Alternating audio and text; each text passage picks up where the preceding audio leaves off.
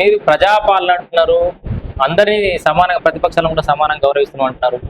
ఫ్లెక్సీలలో protocol follow అవ్వట్లేదు, మా హరీష్ అన్న ఫోటో ఫ్లెక్సీ మీద లేదని చెప్పేసి ప్రజాపాలన ఫ్లెక్సీలు కూడా మీ సిద్దిపేట ఏరియాలో ఎవరో టీఆర్ఎస్ కార్యకర్తలు బహిష్కరించినటువంటి సందర్భం చూసినాం. దీన్ని ఎట్లా చూస్తారు అన్న?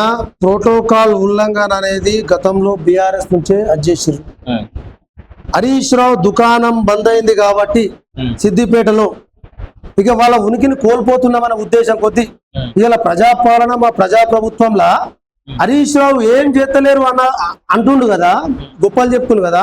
ఇలా ప్రజాపాలన మేము ఇంత మంచి పనులు చేస్తుంటే ఓర్వలేక ఇవాళ మేము ఫ్లెక్సీలు కట్టి ఈరోజు ప్రజాపాలన ప్రజల వద్దకు వెళ్ళి గ్రామ స్థాయిలో మేము అధ్యస్తుంటే అది ఓర్వ లేకుండా మేము ఉనికిని ఎక్కడ కోల్పోతున్నామో, ఇప్పటికే మా హరీష్ రావు దుకాణం బంద్ అవుతుందని ఆయన అనుచరులను కొంచెం చెక్కలు కూడా చేపించే ప్రయత్నం చేస్తుండు, ఫ్లెక్సీలు చింపించుకుంటా.